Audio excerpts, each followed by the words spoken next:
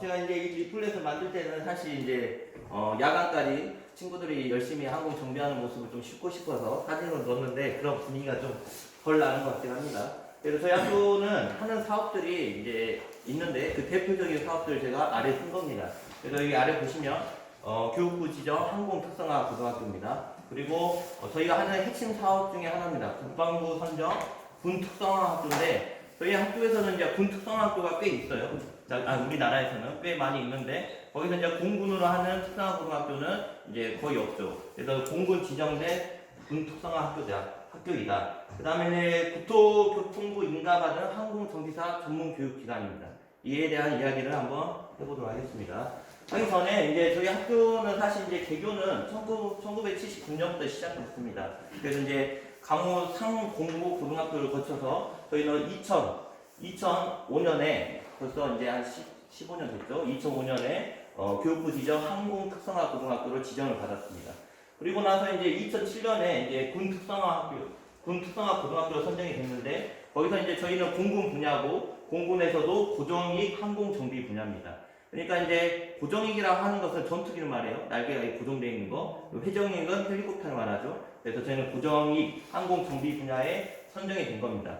그러다 보니까 저희 학교 군특성화 제도로 이제 가는 친구들은 이제 공군으로 가고 거기서 고정이익 항공정비 분야에 배치가 되는 겁니다. 후에 말씀드리도록 하고요. 그 다음에 이제 저희 학교가 이제 객관적 지표로 좀 이렇게 괜찮은 학교다라고 저희가 광고할 수 있는 게 이겁니다. 대한민국 행복학교 선정인데 대한민국 초, 중고를 다 합쳐가지고 시작은 이제 100개 학교를 시작했어요. 작년에는 16개까지 선정을 했는데 그 안에도 들어갔습니다. 그래서 정말 진로가 안정적이고 그다음에 학생들 만족도도 다른 학교에 비해서 꽤 높은 학교란 걸 증명할 수 있는 하나의 또 선정된 결과입니다. 그리고 이제 여러 가지 사업들이 있는데 이제 뒤에서 설명드리도록 하겠습니다. 자, 저희가 이제 학과가 현재는 4개 학과를 이제 운영을 하고 있고요. 그 중에 첫 번째가 항공경영서비스과, 두 번째가 항공기계과, 세 번째가 항공정비과, 네 번째가 항공전기전자과입니다. 그래서 이 과마다 이제 하는 사업들과 그다음 진로가 어떻게 뻗어가는지를 오늘 잘 들으시고 그 특별 전형을 쓸 때는 한 개 학과만 쓰게 돼 있어요. 그러다 보니까 과 선택을 하시고 가셔야 합니다. 일반 전형할 때는 지망 순서대로 쓸 수가 있는데 그것도 잘 고민할 수 있게 제가 안내해 드리도록 하겠습니다.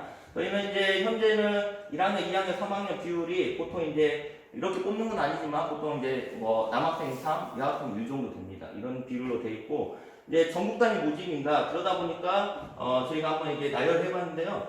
저희 고창 애들은 20%밖에 안 돼요, 사실. 비율이 20%밖에 안 되고 전주, 익산, 군산, 고내, 전라북도 안에서 약 50%를 차지하고 있습니다.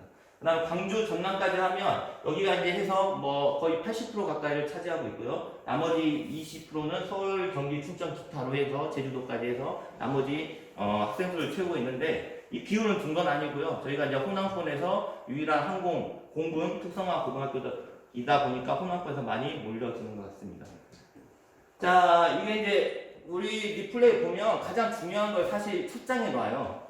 근데 보통 학교들은 이제 학교 전경이나 이런 거, 연역 같은 거 놓는데, 저희도 연역은 있었지만, 제가 이거 만들 때 사실 저희 학교에 가장 자랑하라면 저희는 진로를 100% 다 공개합니다.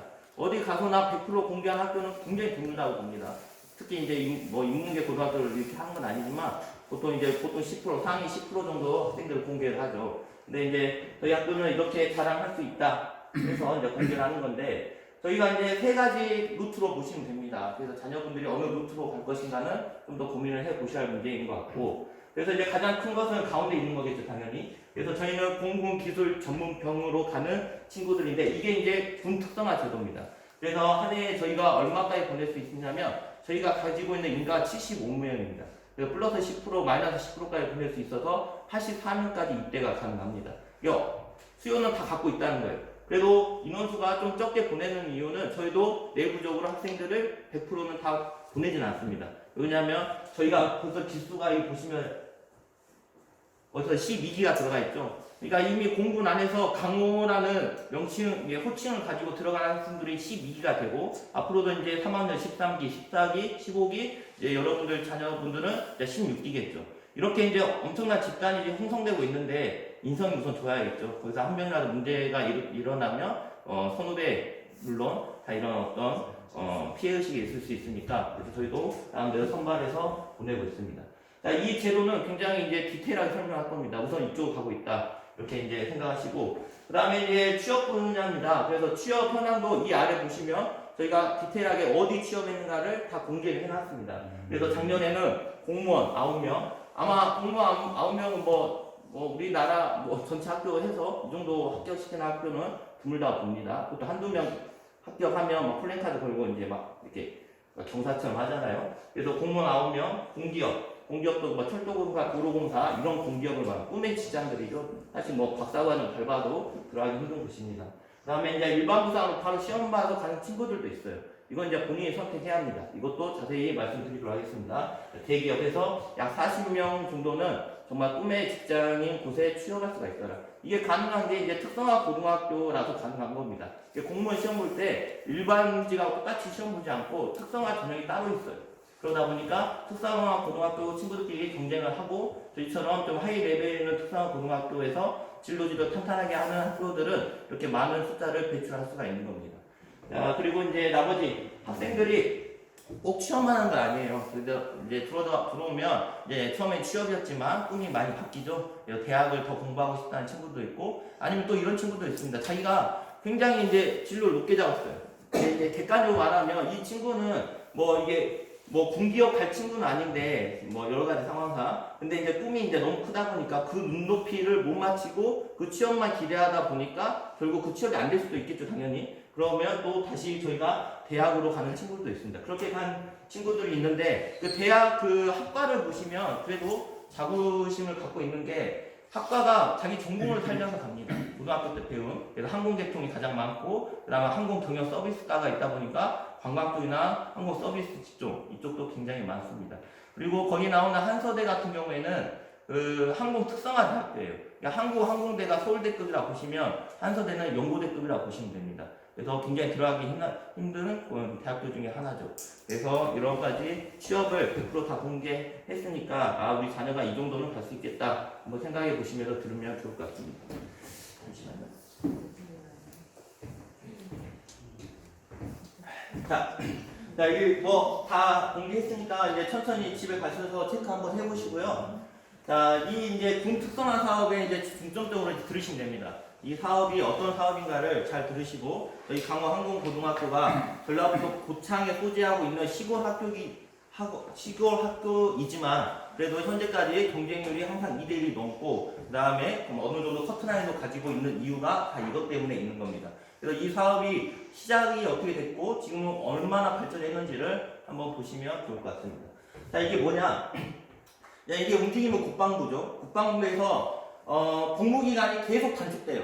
뭐 여러 가지 이유가 있겠죠. 뭐 선거에 대선에 뭐 표를 위한 뭐 하나의 방법일 수도 있고. 그래서 지금도 뭐 1년 6개월까지 계속 복무기간이 단축이 됩니다.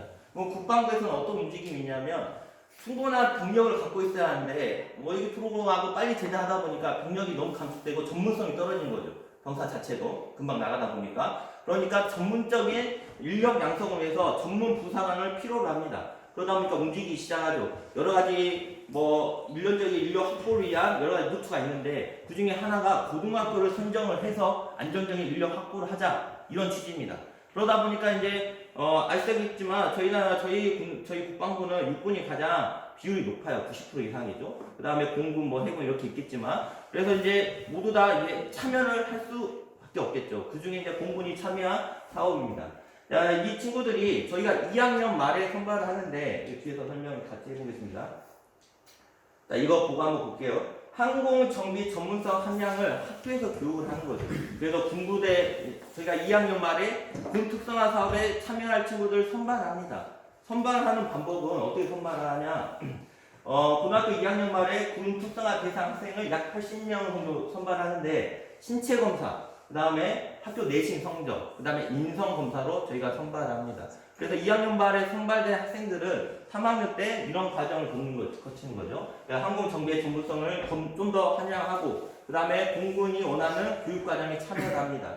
보통 1학기 때 2차 우사 끝나면 직접 진주 교육사의 교육을 들어가요. 그래서 2주 동안 교육도 하고 10회 이상의 전문차, 그러니까 정비창에 전학을 하면서 실습을 다 배우는 루트로 되어 있습니다. 그래서 이렇게 하면 친구들이 어떻게 되냐, 졸업을 하죠. 2월 달에 졸업하면 바로 그 다음 주 일주일 뒤에 공군으로 바로 입대를 합니다.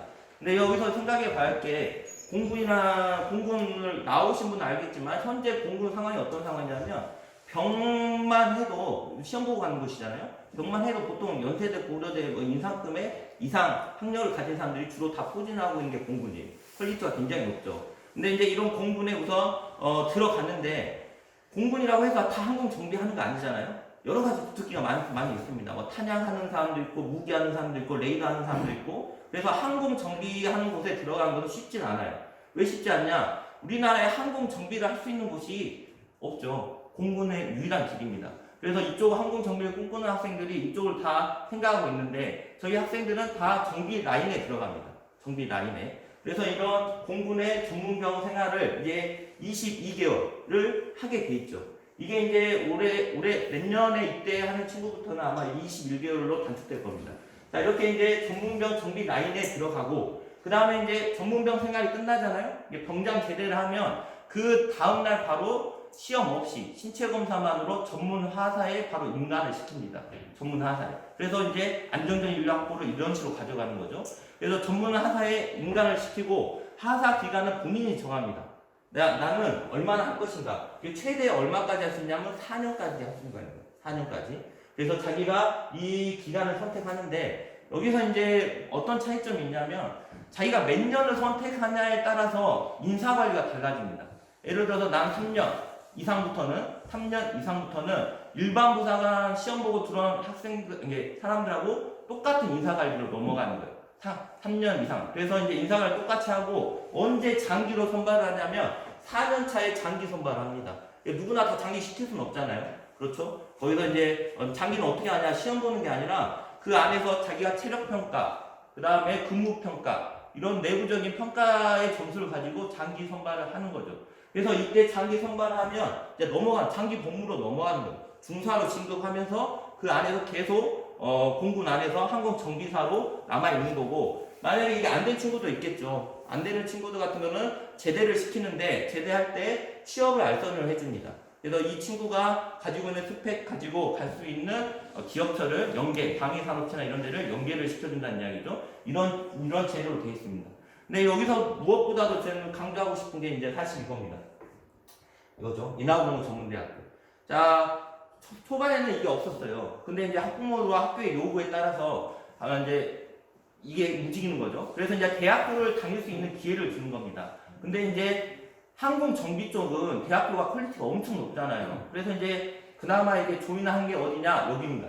인하공업전문대학교 항공기계과. 그래서 이제 집에 가서 이제 찾아보시면 알겠지만, 저는 이제 한 달 전에 찾아봤습니다. 작년에 입시 결과를. 그래서 여기에 인하공대 항공기계과에 진학을 하려면, 수시로 가려면 내신 석차가 평균 2등급입니다. 평균 2등급.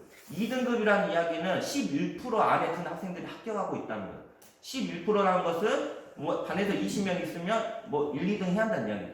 이런 학교에 졸업장과 같이 허가증을 같이 줍니다. 그래서 군대에 딱 들어가고 나서 1년 지나면 상병 달거든요.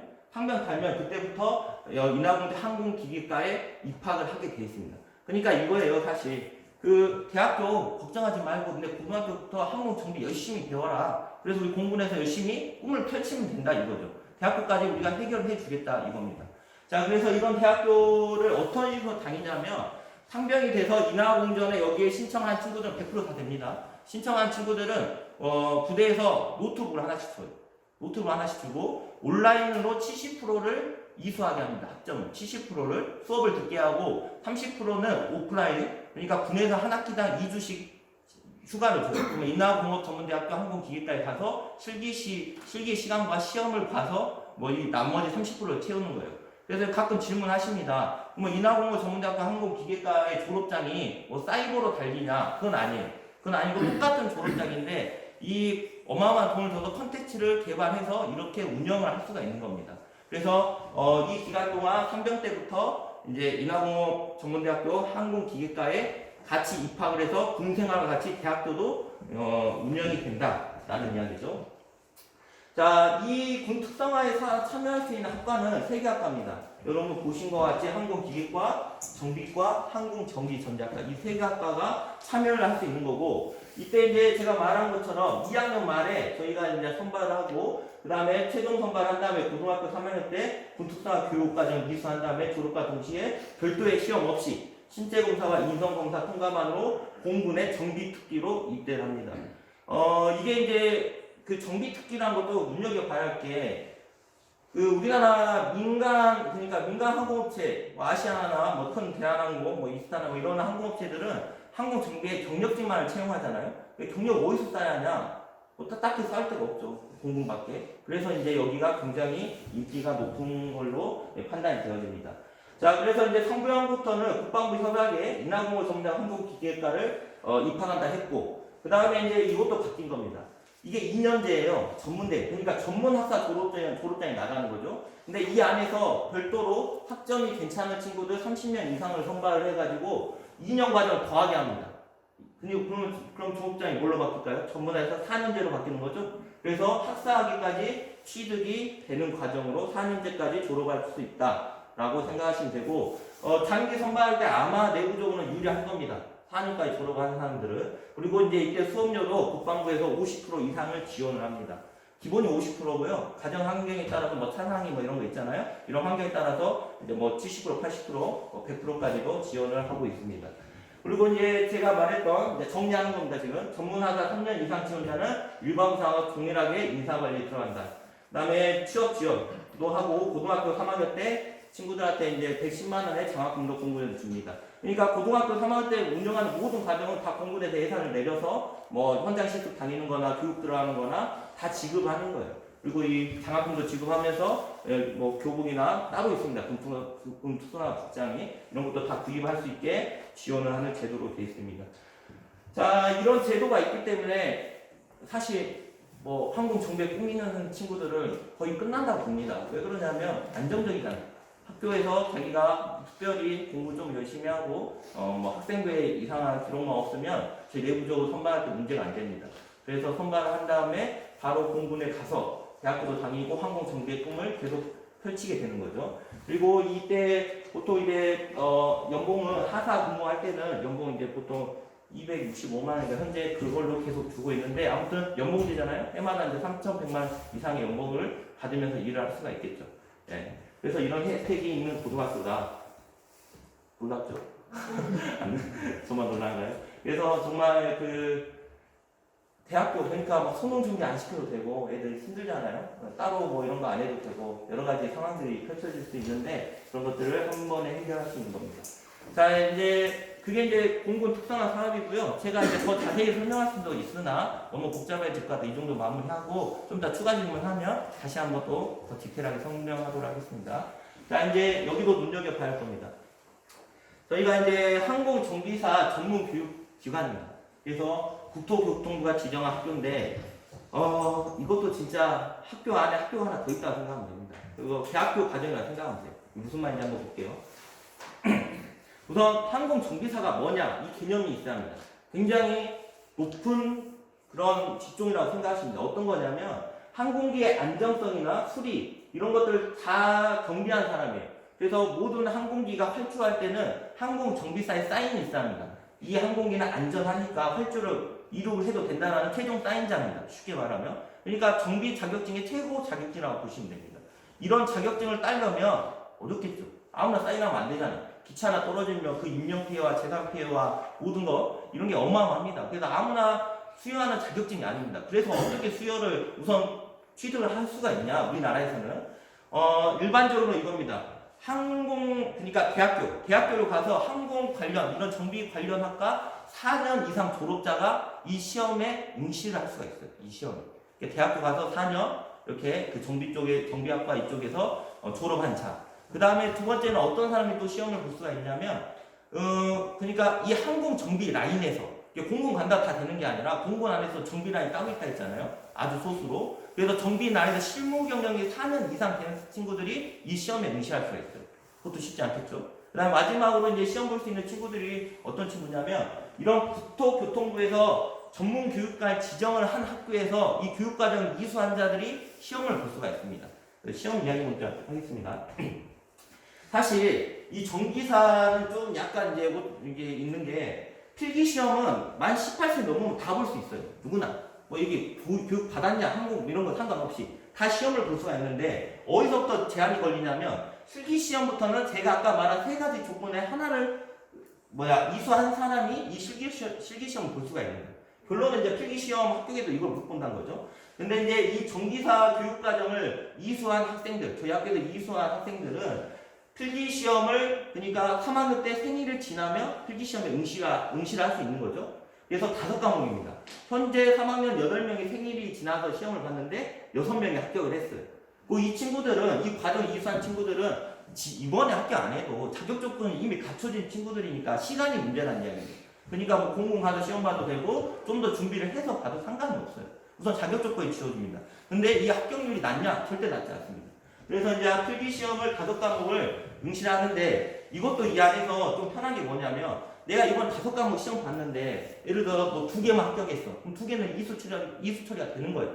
다음에 시험 볼 때 그 나머지 3개만 보면 되는 겁니다. 그런 식으로 해서 5과목이 이수가 되면 이 친구들의 또 혜택이 이겁니다. 실기시험도 5과목이에요. 힘들겠죠? 근데 다 면제돼요. 왜? 수업 시간에 다 배웠으니까 그걸로 인정을 해준 겁니다. 나는 실기는 이미 할 수 있는 친구다. 인정을 해주고 이 필기시험 5과목을 최종 합격한 이후 2년 동안 뭘 볼 수가 있냐면 구술평가를 봐요. 구술평가. 한 달에 한두 번씩 있어요. 그래서 구술평가를 합격을 하면 이제 이 항공정비사 자격증을 수여가 되는 겁니다. 무슨 말인지 이해하셨죠? 그래서 구술평가는 이제 좀 디테일하게 물어보겠죠. 어떤 결함이 생겼을 때 이거 어떻게 조치합니까? 얘들 어차피 전문성과 함양을 해야 돼요. 그냥 막 주는 자격증은 아닙니다. 그래서 실질적으로 많은 학생들이 이게 취득을 하고 있고 만약에 못한 친구들도 조금 더 공부해서 공부하고 이러다 보면 뭐 시간이 문제지 다 이게 취득을 할 수가 있는 자격증이죠. 그래서 이런 항공정비사 자격증이 있으면 민간 항공업체에도 지원을 할 수가 있어요. 근데 보통 민간 항공업체는 어떤 식으로 이제 뽑게 되냐면 항공정비사 자격증 당연히 있고 보통 이제 토익 같은 거 750점 이상 이런 제한 조건을 줍니다. 그래서 이런 자격을 자기가 갖추면 공군 안에서도 얼마든지 민간 항공사로도 빠질 수가 있다라고 이제 이야기 드리는 거고 이 친구들은 저희가 학과 이야기할 때 이제 이야기하고 싶은데 아무튼 이 과정에 선발된 친구들은 본교에서 이론 1310시간 그 다음에 실기 1100시간을 이수를 합니다.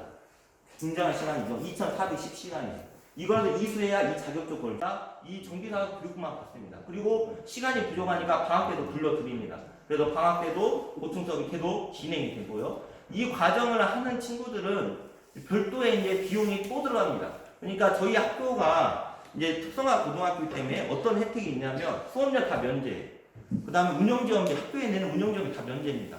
그 다음에 뭐 교복비 다 지원합니다. 다 지원하고 현장 체험 학습비, 예를 들어 제주도 수학여행 이런 거 있잖아요. 올해는 뭐 이렇게 되고 있지만 이런 것들도 다 지원을 해요. 모든 게 다 지원이 되는데 내야 할 돈이 우선 수익자 부담을 하는 기숙사비입니다.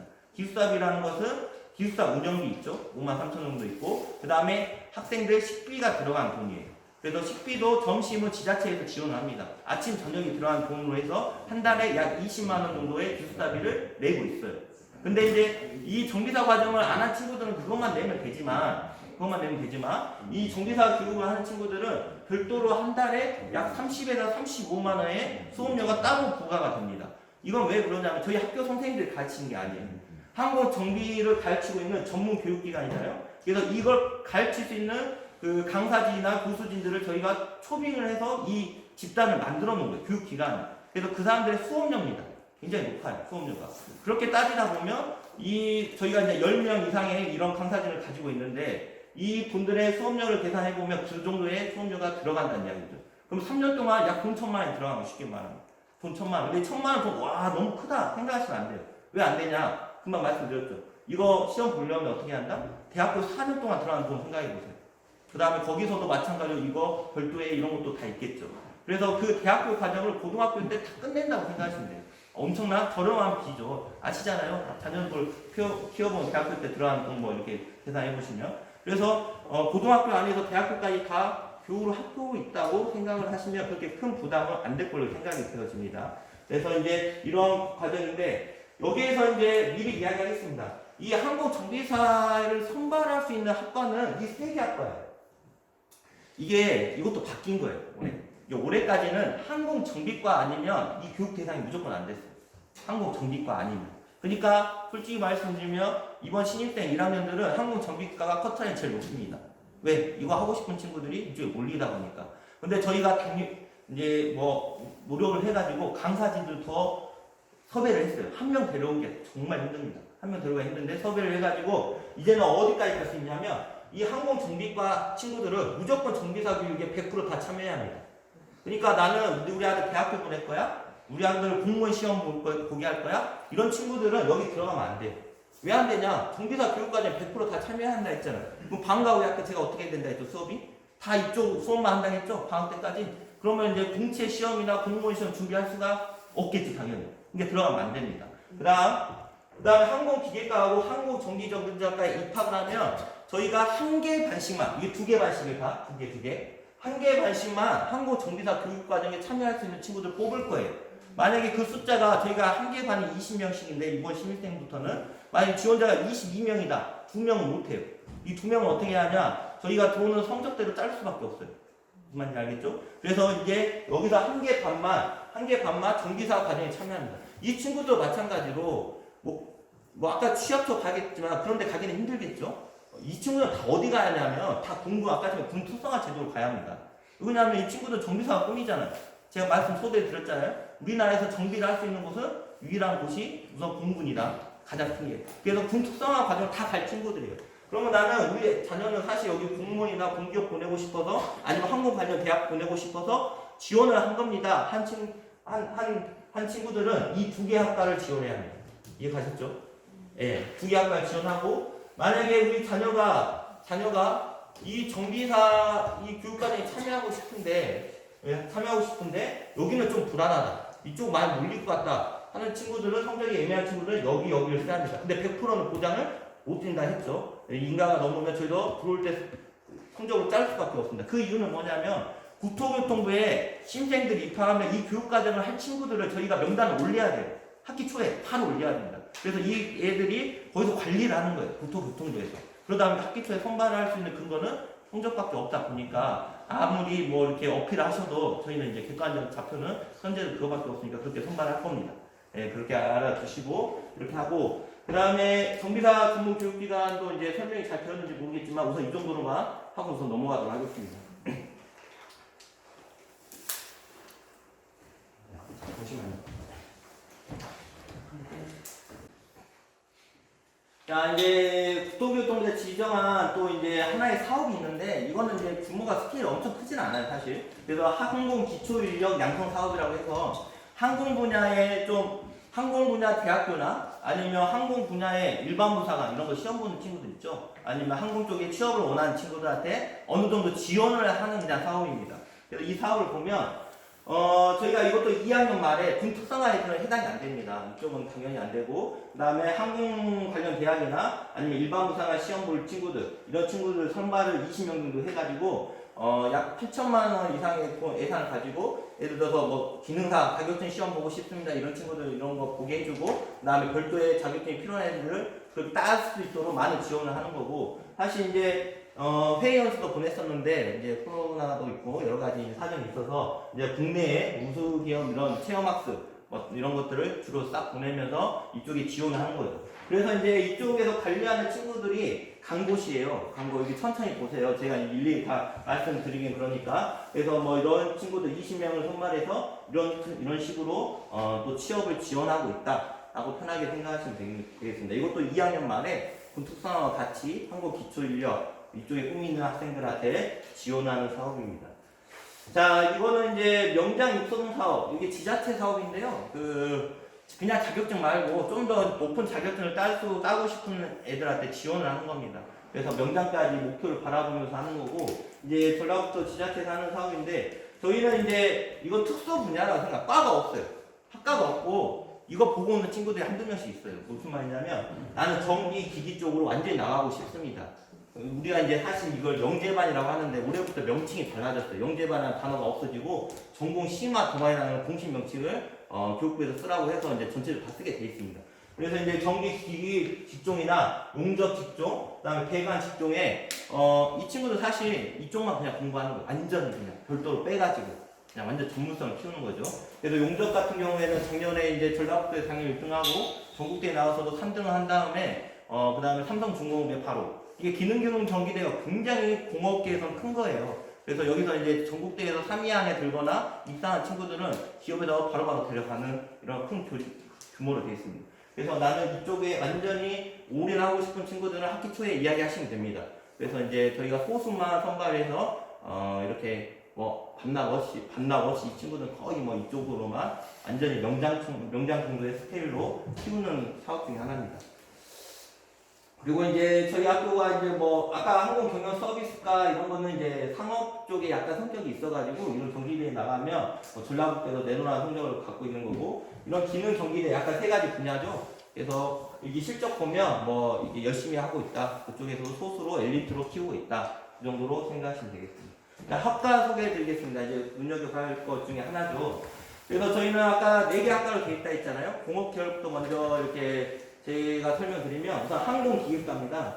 항공기계과, 항공전기과 이거 차이점을 굉장히 이제 궁금해하시죠. 그래서 이제 작년까지 확실히 이제 차이점이 있었습니다. 정리사 교육과정이 여기만 들어갔으니까 이제 제가 소대 이야기했다시피 이제 차이점이 그렇게 크진 않아요. 이게 교육과정으로 보면 이쪽이 항공정비의 과목들이 거의 100%로 이루어졌고 여기서도 항공정비 쪽이 50% 이상, 나머지는 기계 요소가 있습니다. 그래서 공무원이나 공기업 취업할 때 항공 분야는 쉽지 않아요. 기계 분야는 많습니다. 그래서 거기까지도 할 수 있는 게 여기가 더 스케일이 더 크시다고 보면 돼요. 약간은 여기는 더 전문성이 있고. 근데 그러면 정비사 그 시험 볼 때 그거 불안하잖아요. 시험 볼 때 여기가 많이 합격하고 여기는 교육과정에 50%만 있으니까 많이 합격 안 할 것 같다는 느낌을 저번 주에 보니까 그런 질문들 많이 하셔요. 그러지 않아요. 왜 그러지 않냐면 방과 후에 이루어져요. 정비사 교육과정은 방과 후에 이루어지다 보니까 그 전문 선생님들이 방과 후에 진행을 하는 겁니다. 그래서 여기서 정비사 아까 교육과정에 참여하는 친구들도 방과 후에 이루어지기 때문에 그런 차이점은 없습니다.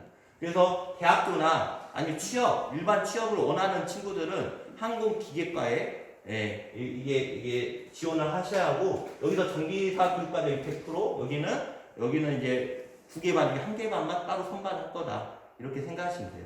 그리고 이제 그러다 보니까 커트라인이 작년에는 여기가 좀 높았고 여기가 좀 낮았습니다. 올해는 어떻게 될지 아무도 몰라요. 저희도 처음으로 이제 이 과정이 여기에 들어왔기 때문에 커트라인 좀 이따가 좀 더 설명을 드리도록 하겠습니다.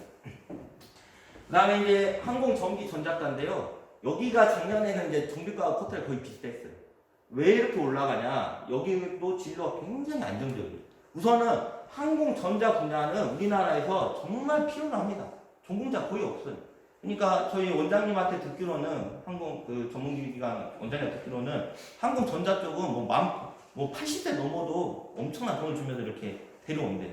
그 정도로 이제 항공전자 분야가 굉장히 이제 커져야 분야 중에 하나인 걸 아시고 이쪽에 이제 보내는 부문들이 굉장히 많고 그다음에 전기 쪽도 마찬가지죠. 전기 쪽도 비전이 좋습니다. 그래서 이쪽으로 하고 여기도 군 특성화 사업에 참여를 하는데 전공이 좀 다른 거예요. 전공이 항공기계하고 전기 똑같다고 보면 됩니다. 근데 여기 전자과는 항공전자 쪽으로 군 특성화 할 때 그쪽으로 가요. 나머지는 항공기계정비 쪽으로 가는 거고 여기는 항공전자 쪽으로 갑니다. 군 특성화 제가 아까 아침에 정비 라인을 배치한다 했잖아요. 그때 라인이 다르다는 거죠. 그래서 이쪽은 아까 기계과 정비과 항공기계 쪽으로 가고 여기는 항공전자 쪽으로 간다. 이게 자녀분들이 좀 더 세심하고 디테일하고 앉아서 뭐 소프트웨어나 아니면 회로, 전기 회로 같은 거 이런 거 다루고 이런 스타일이면 이쪽이 이제 좋은 거고요. 그 다음에 좀 뭐 이게 기계나 정비나 좀 와일드하게 이런 성향이 있고 그런 걸 좋아한다 하면 기계나 정비과를 지원하시면 돼요. 그 여기에 또 장점은 그겁니다. 저희 그 취업 현황 보니까 일반 부사관 비율이 이게 취업하는 학생들이 보통 10명 이상 되죠.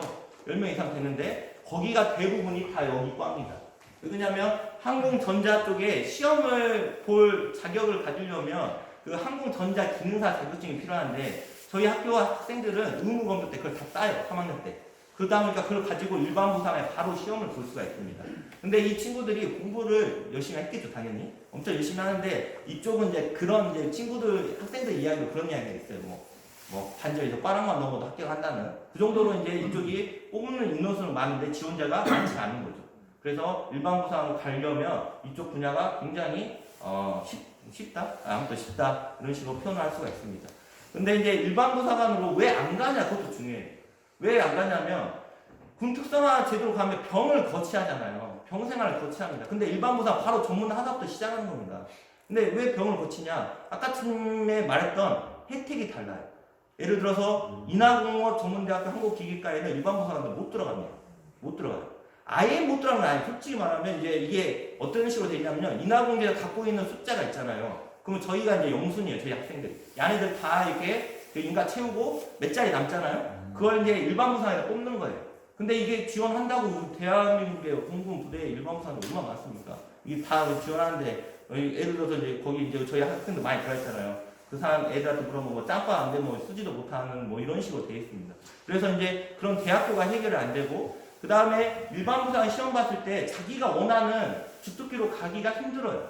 왜냐면 1지만, 2지만, 3지만 이런 거 쓰잖아요. 공군 안에서. 나 가서 이쪽으로 해주세요. 이렇게 쓰는데 1지망에 되려면 당연히 시험 보는 점수가 굉장히 높아야 합니다. 거기 안에서 이게. 근데 이제 고등학교 졸업하자마자 시험 봤는데 이게 그 점수가 나오기는 쉽지 않죠. 보통 일반 부사 시험 보는 친구들 보면 이제 대학교 졸업하거나 아니면 부사관학과나 이렇게 대학교까지 진행한 24살, 25살 이상 친구들이 많이 쓰는데 얘네들이 높은 고 점수는 따기가 쉽지는 않다는 거죠. 그래서 이제 경기 라인 안전적으로 가고 싶으니까 아까 군 특성화 제도가 보통 70명 이상 학생들이 가는 거고 그 다음에 일반 부사관은 바로 이제 하사는 갈 수 있으나 그런 단점들이 있더라. 그건 누가 선택하냐? 부모님하고 학생들이 선택하는 거죠. 폭을 저희 학교는 굉장히 넓잖아요.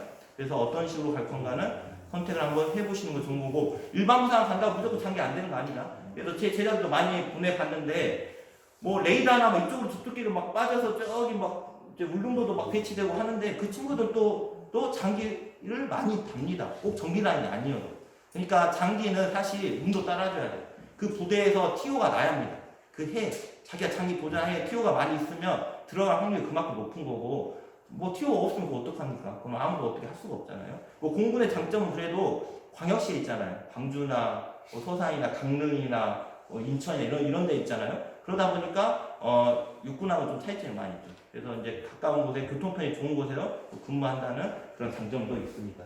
그래서 항공전기전자과 여기는 항공전자나 전기 쪽에 관심 있는 친구들이 지원을 하면 되는 거고 여기서 저희가 여기는 진로지도 할 것이 없어요 사실. 왜냐하면 두 개만이나 했잖아요. 20명인데요. 보통 20명은 이 군특성화 사업으로 다 참여를 합니다. 그리고 보통 10명 정도는 친구들 일반부사 시험 봐서 가요. 10명 남잖아요. 10명 공무원 되는 친구 있고 알아서 이제 또 대학교 갈 친구들 이렇게 하면 뭐 진로지도 할 게 없어요 사실. 좀 그런 걸 또 아시는 분들이 너무 안정제다 해서 이제 또 쓰시는 분들이 굉장히 많죠. 그러다 보니 포트라이 많이 올라왔습니다. 올해는 이제 또 받아봐야 알겠지만. 자, 이제 여기는 이제 이 계열 이야기 안 하고 싶은데 뭐 약간의 예전에 저희가 이제 뭐 그런 성향이 있어가지고 항공 경영 서비스과입니다. 그래서 항공 경영 서비스과는 제가 길게는 설명 안 드려도 왜냐하면 저희가 나눴거든요. 이쪽 지원하는 애들은 따로 이렇게 지금 배정을 했습니다. 부시를. 그러다 보니까 그래서 항공 사무나 스튜어디어스나 이런 경영 쪽이나 이쪽 꿈꾸는 학생들이 이쪽 가가지고 바로 스튜어디스는 안 됩니다. 왜 안 되냐? 우리나라가 스튜어디스는 전문대 이상만 뽑아요 우선 우리나라 체계가. 그러다 보니까 고졸 채용은 없습니다. 그래서 이쪽 갈 때 특성화 전형으로 좀 쉽게 갈 수 있다. 이거랑 그 다음에 수업 시간에 이런 과목도 있다 보니까 애들 면접 볼 때 굉장히 유리합니다. 그래서 이런 쪽으로 진로 뻗는 친구들이 굉장히 많습니다. 그래서 공무원도 사실 자세히 보면 우정이나 세무 이쪽 있잖아요. 그쪽은 다 이쪽 애들이에요. 그리고 기계나 전기 직종 아까처럼 말한 공업계열, 항공기계과나 항공전기전자과 친구들이고 그 직종을 일부러 써놨어요. 보시라고. 그래서 사무직 이쪽은 다 이쪽 출신의 학생들이 들어가고 있다.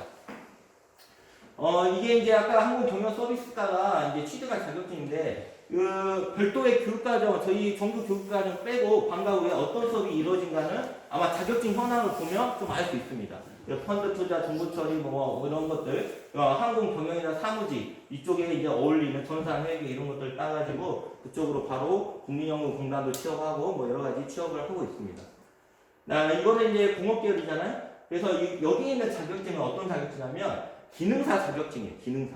근데 이제 이 기능사도 따기가 쉽지 않아요. 외부에서는. 왜? 교육받을 거 없잖아요. 근데 저희 학교는 이런 과목들이 배치가 돼 있고 필기시험만 합격을 하면 실기시험은 어디서 보냐면 저희 학교에서 봅니다. 저희 학교가 시험 기간이에요. 외부에서 이거 자격증 따고 싶으면 저희 학교 와서 시험 봐야 합니다. 이게 뭐 따로 뭐 학원이 있는 것도 아니잖아요. 이런 분야는. 그래서 저희 학교가 이제 시험장이기 때문에 친구들 필기시험만 합격하면 얼마든지 딸 수 있어요. 저는 심지어 고3 다니할 때 그 기능사 이거 다 따고 나머지 추가 잡기에도 11개 따갖고 나간 친구도 저희 반에서만 3, 4명 됐어요. 3, 4명. 그 정도로. 그래서 이게 공통 과목이 있다 보니까 또 한 번 합격하기 시작한 친구들 계속 합격해요. 60문제 중에 36개만 넘으면 합격이거든요. 필기시험은. 필기야 뭐 맨날 하는 그 실험장에서 이게 하고 이게 하다 보니까 쉽게 그냥 잘 취득을 합니다. 그래서 이런 자격증들을 이렇게 취득할 수가 있는 거고 이게 이제 성격이 나오죠. 근데 항공기관 기체 뭐 이런 거는 아까처럼 항공기기과나 항공 전기과 뭐 장비나 전자나 전기기기 전자기나 항공 전기 전자과 이쪽이겠죠. 그래서 기능사 자격증도 이렇게 많은 자격증을 따고 있다라고 생각하시면 됩니다. 저희 학교만의 특별한 게 더 있다. 아까쯤에 서울대 그 동영상에 잠깐 보셨죠? 그래서 뭐 부교명이 있는 겁니다, 사실. 그래서 고등학교에서 부교명 갖고 있는 거는 쉽지 않은데 강원 충효사관학교라는 부교명을 가지고 있습니다. 이게 뭐냐면 사립학교입니다, 저희 학교. 그래서 지금 설립자분은 이제 지금 안 계시지만 이때 하나의 교육적 인연 중에 하나가 충효였어요. 효를 강조했던 분입니다. 그래서 이런 충효 교육이 아직도 진행되어 있고 인사이절 교육이나 자신감 훈련, 그다음에 뭐 이게 저희 강호 충효사관학교에서 뭐 이렇게 진행하는 베이토글 대회나 흡연, 그러니까 흡연 예방 교육 이런 것들. 그다음에 따로 별도의 애들 재능 발표 이런 것도 많이 하거든요. 근데 올해는 이제 힘든 시국이라서 못하고 있는데 이런 것들을 강조를 합니다. 그 다음에 이제 동아리가 굉장히 활성화가 되어 있습니다. 그래서 저희가 하는 동아리 중에 가장 큰 게 이제 학생 오케스트라 거점학교라 해서 이쪽 애들이 굉장히 활동을 많이 합니다. 전문성도. 그래서 뭐 현악부도 있고 관악부도 있고 심지어 어디 뭐 많이 초청돼서 공연도 많이 나가고. 동아리도 항공 정비만 시킨 건 아니에요. 동아리도 인성교육이나 이쪽 면에서 활성화되어 있고 고창농학이 유명합니다. 그래서 이제 이렇게 있는데 여기서 뭐 항상 전라북대 1등하고 전국대에 나갈 정도로의 스케일을 갖고 있고 얼마 전에 저희 학교 유튜브에서 동영상 쳐보시면 뭐 이렇게 MBC에서 이렇게 취재한 것도 농학부 때문에 와서 취재를 한 건데 그런 것도 많이 보실 수 있을 겁니다. 그리고 제가 운영하는 이제 융진한 동아리는 교육부 미래교육 박람회 해마다 초청을 받아가지고 작년에 16개 동아리 뽑았는데 초중고 합쳐서 거기서 선정이 돼가지고 항공 저희가 아이템이 현재는 드론입니다. 드론이나 이런 쪽으로 이제 홍보도 하면서 학교 홍보도 같이 진행하고 있습니다. 그리고 그 밖에 여러 가지 동아리들을 많이 운영하고 있다. 실습실은 항공관 지금 들렸다 오셨는가 모르겠지만 꼭 가실 때 항공관 한번 보고 가셔야 됩니다. 왜냐하면 저희가 전문대 이상의 그런 항공 정비할 수 있는 시스템이 마련돼 있어요. 그 이유는 이제 돈이 있어서 사는 게 아니라 뭐 기계 하나에 매 수십억씩 하잖아요. 근데 다 공군해서 다 갖다 주는 애들 잘 키워서 자기한테 이렇게 보내라는 식이죠. 그래서 이런 실습실 뭐 지하까지 가보면 가스터비 왕복 엔진까지 해서 모든 게 잘 갖춰지는 학교입니다. 그래서 이런 실습실을 잘 갖출 수 있어서 학생이 하려고만 하면 얼마든지 할 수 있는 하드웨어는 다 마련되어 있습니다. 자, 이제 모집료가 제일 중요하죠. 자, 어떻게 뽑냐? 이제 잘난 많이 했으니까 이제 어느 정도 이제 어떻게 뽑냐 이제 봐야겠죠. 네. 저희가 이제 사실 홍보가 많이 되는 학교는 아닙니다. 저희가 홍보 그렇게 신경을 많이 안 썼어요. 근데 이제 올해부터 이제 온라인 홍보를 처음으로 시작하고 홍보가 제대로 되면 엄청난 폭발적으로 올라갈 거 예상이 됩니다. 그래서 처음으로 그 짧은 동영상도 만들어봤고 지금부터 내년부터 이제 본격적으로 이제 온라인 홍보도 시작할 겁니다. 저희 전형기간은 이제 11월 16일부터 17일까지 이틀간입니다. 특별 전형이라고 하는 것은 두 가지 자격 조건이 아니라 두 가지 서류만 내면 돼요. 그 전형료가 그 가운데 한번 펴보시죠. 파란색 저희가 그거 리플렛 파란색으로 된 거 있죠. 가운데 딱 중철돼 있잖아요. 그 가운데 한번 붙여보시죠. 거기 보시면 왼쪽에 그 담임교사 추천서 있죠. 오른쪽에 담임교사 추천서 있죠. 특별전형에 응시하고 싶은 친구들은 그 담임교사 추천을 받아야 합니다. 담임교사 선생님은 안 해주진 않잖아요. 다 될 것 같고 한 장 넘겨보시죠. 한 장 넘기시면 그 취업계획서라고 있습니다. 취업계획서는 본인이 작성해서 담임선생님한테 드리면 돼요. 이 두 가지만 내면 누구나 다 지원을 할 수 있어요. 뭐냐 이게 도대체. 예, 아시는 분 많이 있는데 이게 이제 교육청의 이제 그 하나의 이제 교육적 반침이에요, 사실. 그래서 취업에 의지가 강한 학생들을 먼저 선발해라 이겁니다. 왜? 특성화 고등학교니까. 취업할 애들이 당연히 학교가 당연히 맞다. 그리고 대학 갈 애들 있는 게 당연한 뭐 이런 식이죠. 그래서 이 두 가지를 내면 누구나 다 응시를 할 수가 있습니다. 그러다 보니까 다 추천을 받을 수 있는 거예요. 그러니까 안타까운 게 특별전형 커트라인이 더 높습니다. 취지와 다르게. 취업 의지가 강한 학생들이 선발하라고 했는데 누구나 다 이게 의지만 내세우면 다 지원할 수 있다 보니까 오히려 커트라인이 높아요. 그러겠죠. 그래서 이제 그런 좀 안타까움이 있는데 아무튼 특별전형 기간에는 이렇게 하는데 여기서 보여드리고 싶은 게 이거 한번 보시면 고창 군에 소재하는 친구들은 무조건 고창 군에만 특별전형에 응시를 해야 합니다. 고창 친구들 있는가 잘 모르겠지만 여기 뭐 전국에 응시가 안 돼요. 고창에만 응시하고 그 다음에 고창 지역이 아닌 친구들은 다 전국 이쪽에 지원을 하는데 제가 서두에 말했다시피 특별전형은 지망 한 개 학과만 지원할 수 있어요. 다른 학과 지원 안 됩니다. 그러다 보니까 어떻게 될지 몰라요. 어느 학과에 우리 학교에 관심 있는 친구들 정해져 있을 거 아니에요. 한 개 학과에 다 몰리면 만약 한 개 학과가 미달이 낮다. 그러면 뭐 성적이 낮아도 합격할 수 있는 그런 상황이 벌어질 수도 있습니다. 그래서 특별전형에는 이 4개 학과 중에서 한 개 학과만 이렇게 지원하면 되니까 담임선생님한테 말을 해야겠죠. 원서는 담임선생님이 쓰는 겁니다. 미리 말씀하셔야 합니다. 그 준비를 하니까. 그래서 선생님 어떤 학과에 원서 써주세요. 이렇게 말하면 되고 취업 계획서만 학생이 쓴 거 갖다 드리면 되는 거예요. 됐죠? 자, 그 다음에 이제 특별전형 기간이 언제냐. 아까 보셨다시피 이 기간인데 이게 바로 발표예요. 17일날 5시에 딱 원서 마감합니다. 화요일날 이틀간이었잖아요. 그 8시에 제가 작업해서 그때 바로 홈페이지에 올립니다. 홈페이지에 올리면 왜 그렇게 하냐. 여기에 떨어진 친구들 일반적으로 다시 쓸 수가 있어요. 빨리 발표해야 합니다. 그래서 바로 발표하고 그 다음날 바로 면접 봐요. 그러니까 면접에 불참하면 또 불합격입니다. 그러니까 이거 A주시 하고 있다가 8시에 딱 확인하고 그 다음날 담임선생님한테 말하고 면접 보러 와야 합니다. 학생들이 14시에 발표하고 여기 최종 합격 언제 하냐. 그 다음날 바로 합니다. 오전에 써있는 거 열심히만 최대한 빨리 발표하겠습니다. 발표를 합니다. 그러면 합격 여부가 바로 나타나잖아요. 합격 여부가 나타나면 말이 안 됐다. 그러면 이제 아까쯤에 그 전날이잖아. 마지막 발표가. 그럼 20일날 다시 일반전형에 응시를 하는 거예요. 자, 이때 일반전형에 응시할 때는 사지만까지 다 쓸 수가 있어요. 사지만까지. 근데 이걸 잘 생각해야 돼요. 나는 예를 들어서 항공, 전기, 전자과 아니면 안 다닐 거야 하면 지만 하나만 쓰시면 돼요. 무슨 말인지 알겠죠? 나 여기 아니면 다른데 관심 없으면 한 개만 쓰시면 되고 나는 항공, 전기, 전자과 1순위 나는 이 두 번째가 항공기계과 그러면 항공기계과 세 번째 항공정비과, 정비과 네 번째 항공경영 서비스 다 써도 돼요. 그런데 저희는 어떻게 선발하냐면 일반 전형 때는 학과별로 선발하는 게 아니라 저희가 계열별 총 정원을 모집합니다. 여기 써있는 거 보이겠네요. 한번 우선 볼게요. 네, 계열별. 그러니까 여기에 자기가 일지망에 기계과나 정비과나 전기, 전자과를 썼으면 이 이제 이 한 개의 계열에 응시가 되는 거예요. 그러면 이 일지망에 있는 친구들을 만약 100명이다. 저희가 뽑는 숫자가 36명이다 하면 1등부터 100명을 점수를 석차례권을 쫙 나열합니다. 그래서 1등부터 36등까지 딱 잘라버려요. 그리고 그 안에서 지망생을 돌립니다. 그 안에서. 그러니까 여기는 어떻게 보면 성적으로 어떻게 해볼 수는 없어요. 우선은 기본적으로 우선 대합니다. 성적이.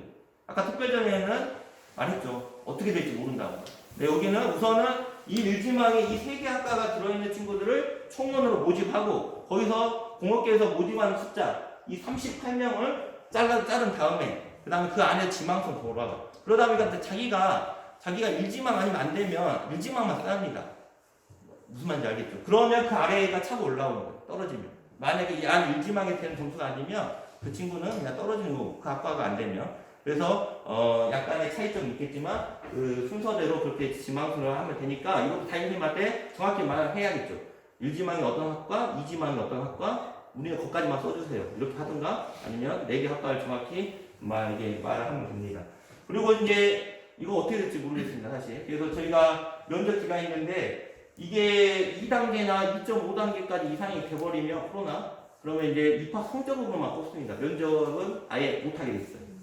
이제 이때는 이제 가서 제가 이제 추후에 홈페이지나 아니면 문자로 다 발송할 겁니다. 그래서 면접을 못 볼 수도 있는 상황이 될 수도 있습니다. 그래서 그럴 경우에는 성적으로만 저희가 선발한다라고 생각하시면 됩니다. 자, 여기까지 이렇게 말씀드렸고, 일반 전형에서도 마찬가지지만, 면접 대상자 발표도 바로 이루어지고, 최종 발표가 이렇게 끝나는 겁니다. 그래서 제가 여기까지 전형을 다 설명을 우선 드린 거예요. 네.